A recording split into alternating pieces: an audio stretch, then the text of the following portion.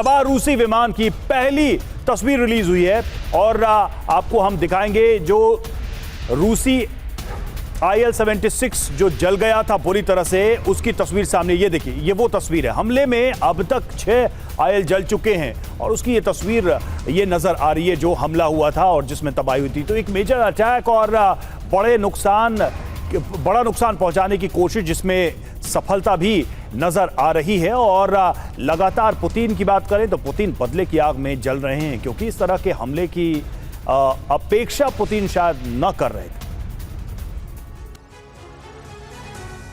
और इन तस्वीरों के साथ एक बड़ी खबर का रुख कर लेते हैं। बाखमुत में एक बार फिर से जंग तेज हो गई है। रूस और यूक्रेन के बीच ये भीषण जंग जारी है।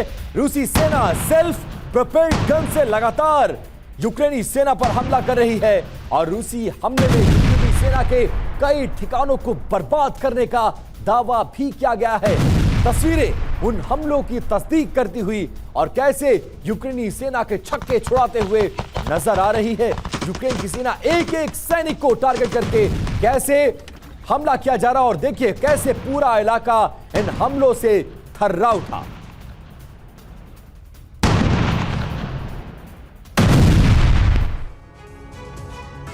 जी हां, जंग के इतने महीने गुजर जाने के बाद ऐसा लग रहा है कि यह जंग अब और ज्यादा विनाशक होने जा रही है। यूक्रेन में तबाही के लिए रूस की रणनीति क्या है? नेटो के हथियारों को तबाह कर रहा है रूस। यूक्रेन को मिले नेटो के हथियार अब बड़े पैमाने पर बर्बाद किए जा रहे हैं। नेटो के हथियारों से रूस में हमला कर रहा है यूक्रेन। ये बात अब किसी से छिपी हुई नहीं है और ऐसे में संकेत इस बात के भी मिल रहे हैं कि अब नेटो वर्सेस रशिया की डायरेक्ट वॉर भी आने वाले वक्त में देखने को मिले, क्योंकि पर्दे के पीछे का जो पूरा खेल है वो नेटो का है। ये पूरी दुनिया जानती है, रूस भी जानता है।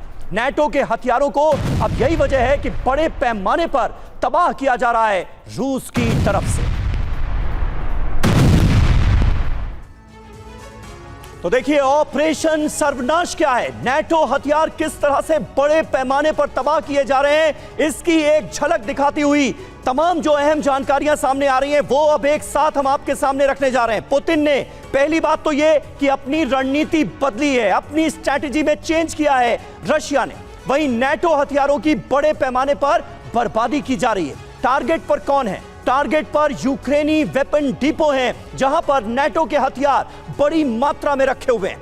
टारगेट पर नेटो वेपन क्यों, यह भी जानिए। रूस में घुसकर हमले हो रहे हैं और रूस हर रोज इस तरह के हमलों को झेल रहा है।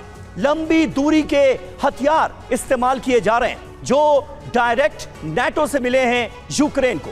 यूक्रेन से सीधे रूस पर अटैक किया जा रहा है इन्हीं लंबी दूरी के हथियारों के जरिए। नेटो के हथियारों से यूक्रेन बहुत मजबूत हुआ है, यह साफ तौर पर लगता है इन ताजा हमलों को देखने के बाद। और ब्रिगेडियर थापर अब सीधे क्योंकि नेटो तो एक तरह से इस जंग में शामिल है ही, पर्दे के पीछे से सारी मदद नेटो ही कर रहा है यूक्रेन को, यह हर कोई जानता है। लेकिन जब सीधे टक्कर शुरू हो जाएगी नेटो और रशिया के बीच, तो उसका अंजाम क्या हो सकता है? देखिए, मैं इमेजिन नहीं करना चाहता क्योंकि अगर सीधे नेटो रशिया का युद्ध हो जाता है तो वर्ल्ड वॉर 3 है। ऐसी सिचुएशन में फिर कोई किसी कंट्री के ऊपर कोई बैन नहीं रह जाता और रशिया की तरफ से भी उसको सपोर्ट में आ सकते हैं और ये युद्ध बहुत बुरा फैल सकता है, बहुत लार्ज फैल सकता है।